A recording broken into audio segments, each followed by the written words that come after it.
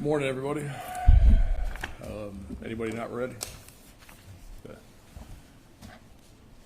We're going to talk about an incident that happened on June 15th, 2023 at about 9 o'clock in the evening at 41 Concord Drive in Dunedin. Bradley and Jana Hocevar, Hocevar, and Jana is spelled Jana, and Bradley's a common spelling. They're a married couple and they live at 41 Concord Drive in Dunedin, and they've lived there for about the last 3 years. They have a pool in their backyard, and they've used Bay Area Pool Techs as their pool cleaning service for the entire time that they've lived in their home. Their normal pool cleaning schedule is on Thursday or Friday afternoons. But according to the Hocevars, the pool cleaning service has never been there when it's dark out, and certainly not been there at 9 o'clock at night. Carl, with a K, Pollock, P-O-L-E-K, works for Bay Area Pool Techs, and he has been cleaning the Hocevars pool for about the last 6 months to 1 year. So on June 15th, at about 9 o'clock in the evening, the Hocevars were in a bedroom in the front of their residence watching a movie. They both got up, again, around 9 o'clock to go to the kitchen to get something to eat. As Jana entered the family room area, which is towards the back of the house, she heard noise coming from the back area, the pool deck area, where they have a screened lanai. So the back area is totally screened in. There's doors you have to open to get onto the lanai, so it's kind of an extension of their home through a set of sliding glass doors, and then there's also a side door that gets out to the back area. There were blinds that were covering the sliders, and they were closed. Jana looked out, kind of on a corner of the sliders by the blind. She looked out, and she saw clearly a male subject on their pool deck. Jana said that she didn't recognize the person. There was not supposed to be anybody at their home, not anybody on their pool deck, not anybody on their lanai, and where she saw this person was within a few feet of the sliding glass doors, again, on the pool deck. She said that as she saw this person who was out there, she didn't recognize him, and that he was, again, a few feet away from the sliders and actually moving toward the door. She obviously became concerned at that point. She locked the side door and yelled to her husband, Bradley, that there was someone on the pool deck. Bradley Hocevar stated that he immediately became concerned because there wasn't supposed to be anybody at their home, on their pool deck, etc. That Jana was obviously concerned, and he was concerned that somebody was coming into their home. He yelled to the person to get out or go away several times. They waited a brief period. Jana told Bradley that she still heard noise and that the person was still on the pool deck despite being yelled at to go away. Jana picked up the phone, she called 911, and much of what transpired from that point forward is captured on the 9/11 audio recording that we're going to play for you. There's also video from the Hocevars pool deck camera that we're also going to play. So at that point, after being told by Jana that she still heard noises and they both believed the person was still out on the pool deck, and again, this is within feet of the sliders, and didn't recognize the person, Bradley Hocevar went to his bedroom and removed his Colt M4 carbine rifle from the closet. Now, this Colt M4 carbine rifle is what most people would call an AR-15 rifle. The rifle has a 30-round magazine. The magazine was fully loaded, but the gun did not have a round chamber. Bradley Hocevar returned to the family room, and Jana was on the phone with 911. Bradley took up a position behind the couch. And so his wife's on the phone with 911.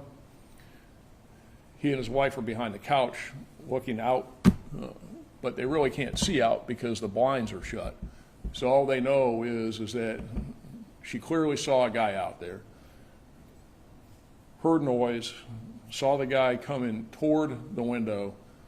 The blinds are shut. He had yelled at the guy to go away, but the person was clearly still there. And at that point, he saw a flashlight. And he saw the flashlight coming toward the house, toward the doors, as if the person with the flashlight was coming into the house.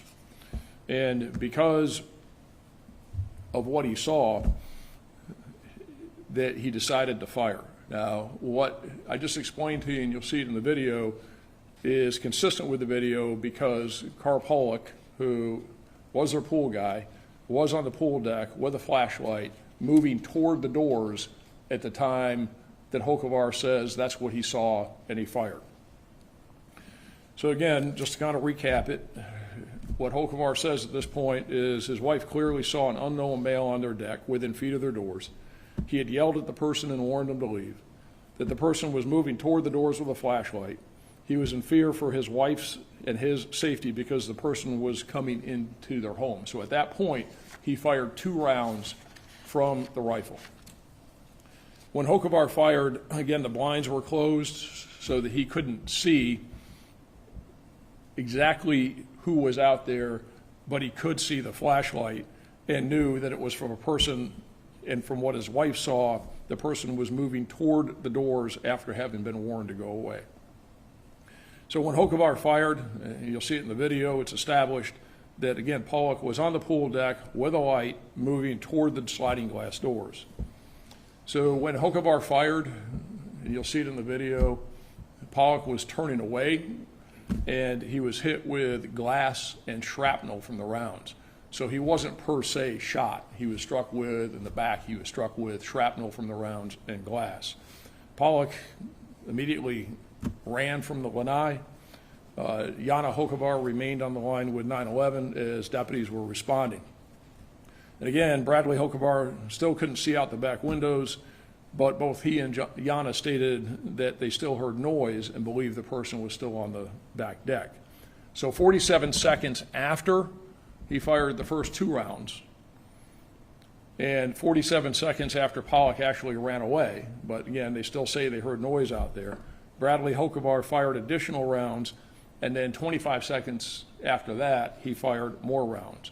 In total, Bradley Hocevar fired 30 rounds from the rifle in about 90 seconds. And only the first 2 rounds were fired when Pollock was on the pool deck. The remaining rounds, he was actually gone.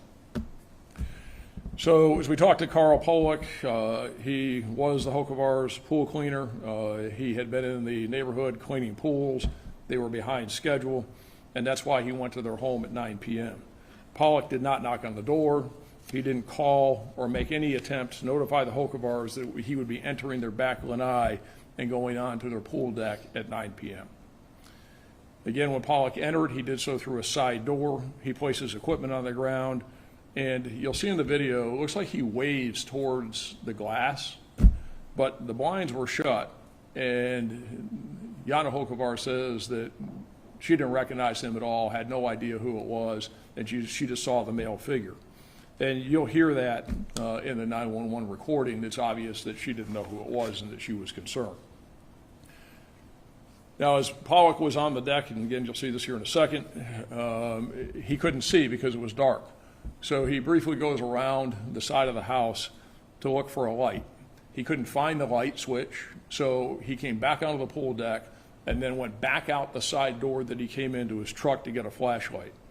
When Pollock returned with the light, he began completing paperwork. He then moved toward the sliding doors with the light to put the paperwork down. Pollock stated he probably should have let the Hocevars know that he was on their pool deck at 9 p.m. And as I said, Pollock was transported to the hospital with minor injuries, shrapnel, glass that struck him, and he was treated and released that night. So that's a picture of Bradley Hocevar's rifle that he used.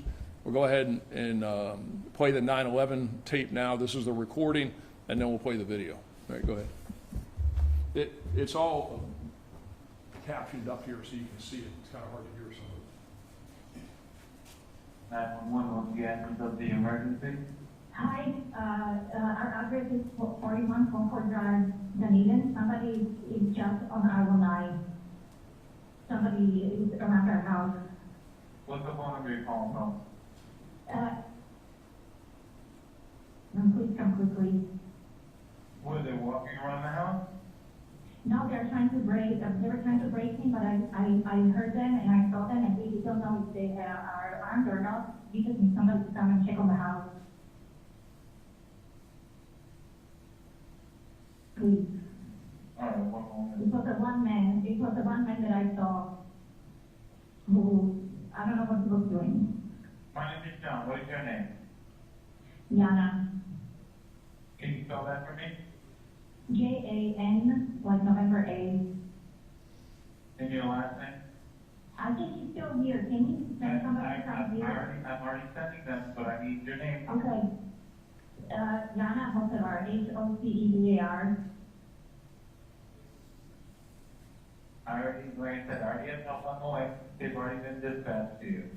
Okay, please send me the code, and I will give you I think there's a gate code, or they can call my number, and I'll. What is the gate code? 1 sec. I'm going to. They are sending somebody. I will code.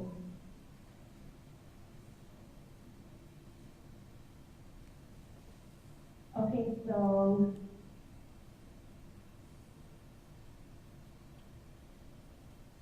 it is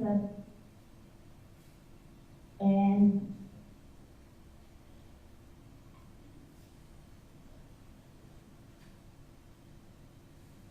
Okay, did you see the person that's outside? yes, it's what Is it a white male, black male, Hispanic male? they are. I couldn't tell. I think it was white, but I couldn't tell. How old did he look? Maybe 40, 30, younger, not old. Okay, and what color shirt did he have on? So he was no one eye. It was completely dark. When I saw him, I quickly closed the curtain and locked the door. Okay, that's fine. How tall did he look?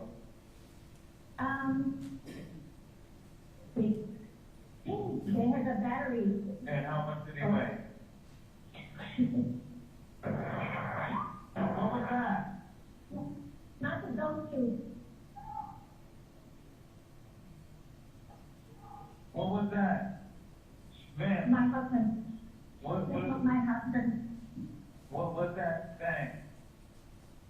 It was the Who made a shot? They are going around the house. Who? I need to know what that was. I don't know, somebody was yelling. Was that a gunshot? Yes, it was a gunshot. Who shot it? Who shot it? My husband, because they are walking around here with a. What kind of gun does he have? Stop shooting. Stop shooting. Stop shooting the gun. Stop, not it. Stop. I need him to stop shooting the gun. Okay, stop. Stop. Stop. Stop. Put it down. Put it on the floor, please. Why? Just stay there. What kind of gun is it? Somebody. I don't know. No, somebody. Hello, ma'am.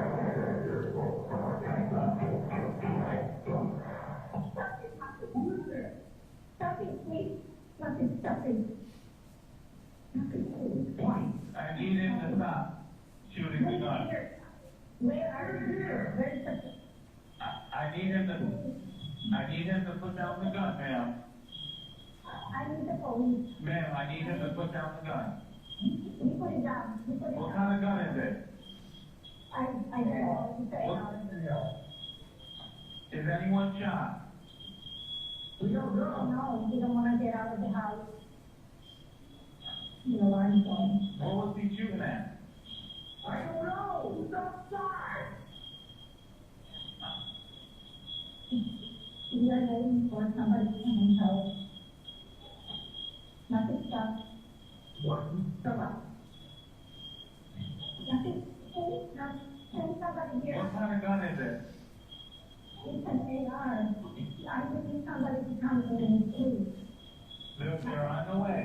as fast as they can.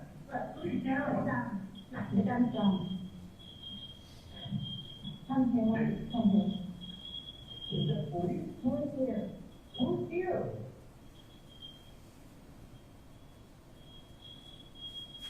Should I go to the front door? I don't want you to go to the door yet, ma'am. Okay. Where did he put the gun away at? It's on the floor in the bedroom. It's on the floor in the bedroom. We are afraid because everybody's going to get into your house now. Where is he right now? I'm in the bedroom. Don't yell. We are in I need you guys to get out of the bedroom. we are in the front room.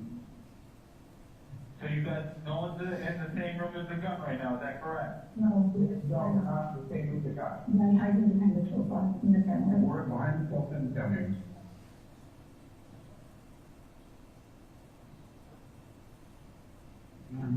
What family room?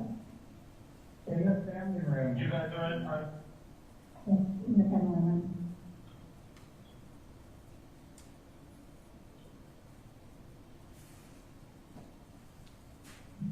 is everything okay, sir?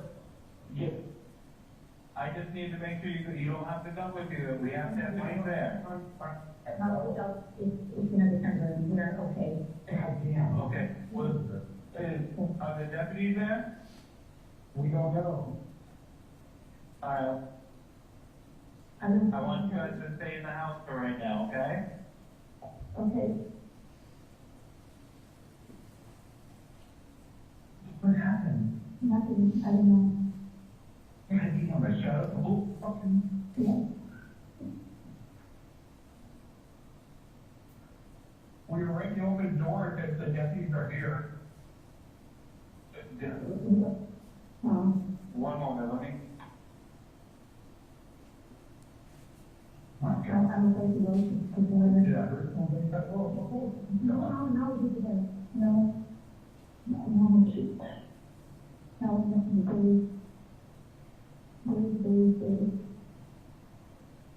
Please. Okay? Okay, go to the front door, ma'am. Okay. My husband will stay here. This country is not this time. Yeah, come here with my husband. Okay, Then that will be behind us. Okay? We are at the front door. It's here. they're there? Are the deputies there? No. Okay, I want you to stay by the front door. Okay, we are by the front door. I'm going to turn the light I want you to put your hands in the air. I need you guys to raise your hands up as you come out the house. Both of you guys need to have your hands in the air. Yes, yes. And come out the front door.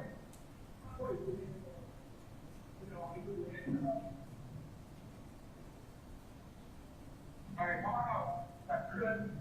Okay. Okay. Alright, they'll take over from here. I'm gonna let you go now. Okay, thank you.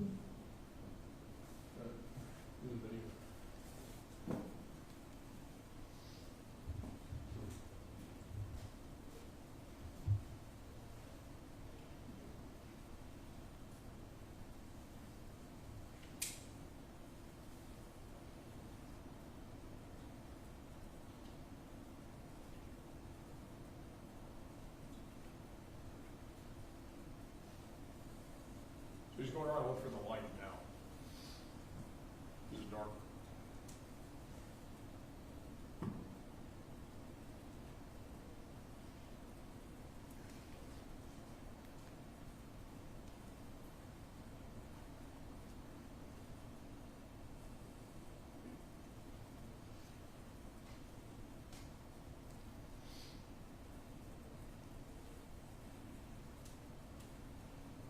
The time on that video is off by 1 hour. They just didn't change it.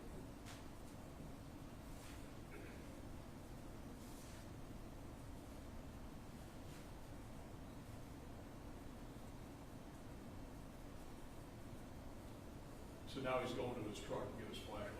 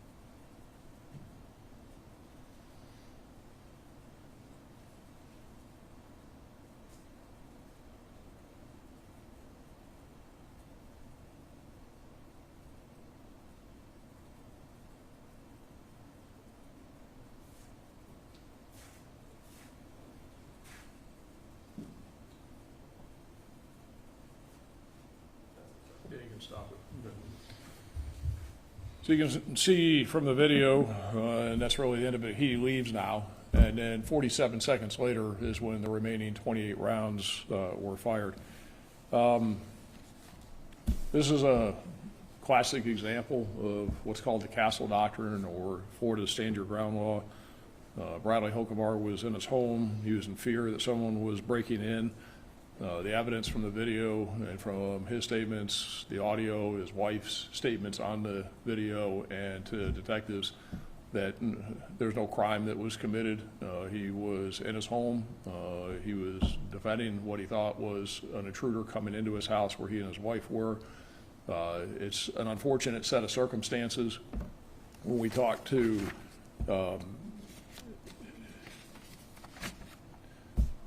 pool guy, in hindsight, he should have probably let them know that he was coming at 9 o'clock at night. Again, he made no effort to contact them at all with Pollock. Something I didn't tell you, and I don't know to the extent that it matters, is Bradley Hokevar is a retired lieutenant colonel from the Army. So obviously he was versed in firearms and fighting and firing. But you could tell that they were concerned, afraid for their safety. And with those facts of somebody on your back pool deck, you yell at them, tell them to leave. They're still there. You hear noise. They're within a few feet of the door. And then you see the flashlight, and the flashlight's coming toward the doors, and that's when he fired. And again, it's consistent with the video. So it's fortunate that Pollock wasn't seriously injured. There's a lot of shots that were fired, and the bulk of those shots were after Pollock had left the pool deck. So this is one of those things that, I guess if I was going to sum it up, I mean, it's a terrible set of circumstances, but it's unfortunate, avoidable, but it wasn't in this case. It's probably one of those things that I would call lawful but awful. I mean, it's lawful, but it's just an awful set of circumstances. But we're fortunate that nobody was seriously hurt. But again, there's no crime that was committed, and Hokevar was acting within the law when he fired. Anybody have any questions? At what point did he realize that it was this pool guy who he had shot? So not until after they went out the front door, and you can see there from the 911 call, or hear from the 911 call when they walked out the front, is as they walked out front and saw the pool truck in front of the house. And then he had this, oh my gosh moment. But it wasn't until then. He really had no idea until they walked out front and saw the pool truck. Although this may have been, within the law, was there a better way for the homeowner to have handled this situation? Under those circumstances, I don't think so up until the first two rounds. After the first two rounds, and again, we've got to be careful in this, that we're not Monday morning quarterbacking, armchairing it. We're not there. We're not sitting in our home with a wife where you clearly see a guy. The guy was in a few feet. You've given him directions to leave. You've given him warnings, tell him to get out of there. You hear noise, and now you hear a flashlight coming in. And remember, all this is unfolding very fast. This whole thing is over with in 90 seconds. And, he fires the first two rounds, but he can't see out there. And he can't see because the blinds are shut. So he doesn't know the guy's gone. 47 seconds later, and he still hears noise. His wife still hears noise. You can tell from what they're telling the 911 call taker that they still believe somebody's out there. Then that's 47 seconds later. He fires a volley of rounds, and then 25 seconds after that is when he just unloads the entire magazine. If there's room for discussion here, that's where the room for discussion is, about firing that number of rounds in rapid succession and basically unloading the magazine and what would have caused that. But at this point, there's nobody on the pool deck. There's definitely no crime because there's nobody there. And if there's room for discussion, that's where there's room for discussion. That probably didn't need to happen, as we would say in hindsight. But again, we're not there under that tense environment that he's operating under, thinking that somebody's coming into his house, and he's in fear. So, but that's where the room is to analyze it, provide constructive feedback, if you will, or for some, criticize it. I don't think there's any room to do any of that for the first 2 rounds. I think this is about as squarely within the castle doctrine and stand your ground law as it gets. As a law enforcement sheriff yourself here, would you recommend somebody, because I'm sure we're going to see comments as somebody saying, why didn't you just go look out the blinds? Why didn't you look out another window to see if you could see what's on the, I mean, what do you think? Yeah, no, I don't think that that's a reasonable suggestion that somebody should have done. When you have that situation, it's 9 o'clock at night, it's totally dark out, and your wife sees clearly a male subject, clearly doesn't recognize him, and you can hear that from the 911 call and tells you, hey, look, there's some guy on our back deck. And this isn't just like an open area. You had to open a door to get in, you're close, you're within a few feet, you're hearing noise, then you verbalize to the person, get away, go away, and you still hear stuff. No, I don't think it's reasonable to say, oh, well, put yourself in harm's way, and what are you going to do, just peer out? And you don't know whether the person's got a gun, you don't know what their deal is. And also, concerned if the circumstances. You don't know if they're there to get him personally. You don't know if it's a property crime. You don't know what it is. I tell you what experience does tell me is that, it tells me that, not necessarily him, is that most people who commit property crimes, when they're confronted, they flee. Okay, but those are thieves, those are burglars. But there could have been something more here, or a lot going in his mind. Again, he's got a military background. There could be somebody there that was there to get him for some reason. He's got a lot of background, and so I don't think that's reasonable. I don't think anybody should do that. I would never suggest that somebody do that, because you could end up getting yourself shot. In talking with the pool cleaner, did he acknowledge that he heard the homeowners inside telling him to leave? No, and we don't think he probably did, because we're trying to match this up. Again, the 911 call gives us the audio, and the video is from the camera, but the audio and the video aren't exactly in sync and matched. And the best we can tell, again, I'm just saying that the best we can tell is when he was verbalizing is probably when he ran around the corner to find the light switch. So best we can tell, he probably didn't hear him verbalizing. That's why this is one of those just,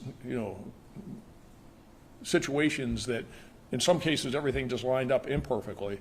The only thing that lined up right here is that Pollock didn't get shot. That's, a good thing given these circumstances. But other than that, it's just a calamity of situations that lined up, and that's why I say it's lawful but awful. It is awful, but we're fortunate that Pollock didn't get shot. But that's what we think. What were the injuries that he faced? What were those from again? Yeah, shrapnel. So the rounds fragmented as they're going through the glass. So it's fragments from the rounds from they're .223 rounds, .223 caliber rounds. So they fragmented and in the glass. So we got hit with the glass. Basically, superficial cuts is what they are. And some of the shrapnel was still in, and the doctor said it'll naturally come out. So he wasn't shot. He was hit with, if you will, flying debris, glass and shrapnel. So basically cuts. Very fortunate. Now, is it normal for these pool companies to just come out, at different hours, or are they usually on this set schedule, or? I don't know. I guess it depends on the pool company you use, but all I can tell you is what we knew here. And what we knew here with this pool company is that they came on Thursdays or Fridays in the afternoon.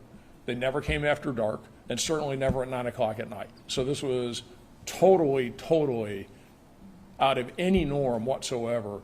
And there's no way, under any circumstances, that Yana or Bradley Hokovar would have known, could have known, should have known, thought, oh my God, well, that's the pool guy on the back deck. No. I think that their reaction to this, given 9 o'clock at night with everything that I described to you, is a very normal reaction. It's the reaction that most all of us would have had given those circumstances, especially when she looked out and she didn't recognize the guy. She didn't see him, or she saw him, but she didn't recognize him. Couldn't put it all together. It made no sense to them. And then you put it together with the verbalization to get out. He doesn't get out. He's close, gets the light. And you can see in there where the flashlight does come. And what Bradley Hokovar says is that when he fired is because the light is now coming toward the door, and he thinks the guy's coming in. And you can clearly see that from the video. He's there with the light, and he's moving towards the doors, and that's when he fired. And the gun did not have the slight delay there. And somebody wanted to look at it like really closely and critically, you'd say that, well, he actually fired when Pollock was actually turning around and moving back, but there was not a round in the chamber. So it wasn't like he was sitting there and, anxious to shoot. He had the magazine that was loaded, but he didn't have a round. He had a rack of rounds. So he hadn't decided, when he took that AR out, it wasn't like he was sitting there and he had decided, I'm going to pull this trigger. He was sitting there, he was waiting, and what was the event that caused him to fire was the flashlight, and he thinks the guy's coming in, so he puts one in the chamber and racks it, and then fires. Which again, cuts to, this isn't a guy that was sitting there trigger happy wanting to shoot. He was trying to protect himself and his wife, and he was concerned about the circumstances. How lucky are we that a deputy wasn't close by, and might have arrived a minute or two early, in between that first two shots and before he emptied the round? Well, there's a lot of lucky in this thing. Also, lucky, because the facts are the facts, is he also fired, after the first two rounds, he fired 28 more rounds that went out the back of that house, that they didn't go somewhere, there wasn't somebody else around. One of the things that certainly caused this, if you will, and I put that in quotes, was it was 9 o'clock at night. The good part about it was 9 o'clock at night, there's not a lot of people around. There's not, those rounds, and 223 rounds, those rifle rounds, will travel a good distance. So there's a lot of good things, that didn't happen here as well, that it could have been much worse. So those rounds didn't hit anything else that he fired off? No. No, I mean, look, I'm not trying to, but you guys are going to go out there. Probably all of you are going to go from here out there is what you're going to do. And you'll see that behind there's a shuffleboard court. So if it was 2 o'clock in the afternoon, which I'm sure you all will get into the what ifs of that, but it was 9 o'clock at night. But yeah, there was. But to answer your question is that thankfully there's nobody out there, and a lot of the rounds we couldn't find because they travel such a good distance. Those rifle rounds will travel. So we couldn't find them. All the shell casings, of course, were recovered inside the house. Anybody got anything else? All right, thanks.